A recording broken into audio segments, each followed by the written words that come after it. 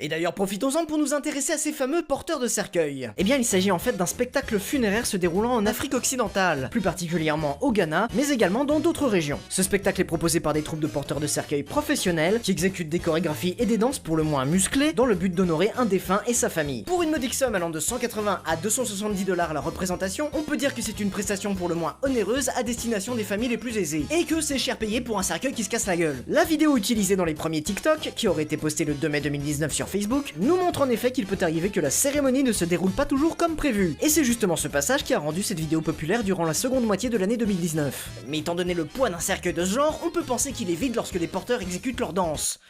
Du moins on espère.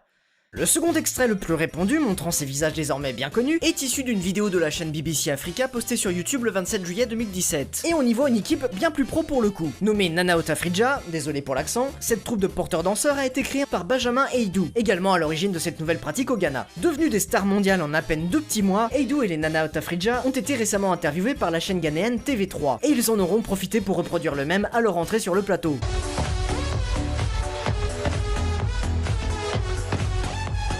Inutile de préciser que ce buzz a dû leur rapporter une quantité massive de bonnes grosses moulas. À l'heure où je vous parle, les détournements continuent de bon train. La musique Astronomia a été elle aussi remixée, notamment en une version médiévale du plus bel effet par un certain Cornelius Link,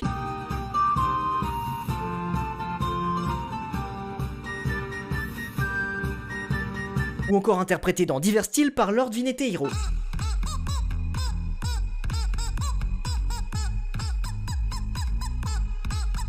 On notera aussi également qu'il existe une version médiévale de l'image des porteurs créée par l'excellent compte Twitter Yatus Games, qui d'ailleurs au passage refait plein de mèmes en version médiévale. Allez jeter un coup d'œil, il fait du très bon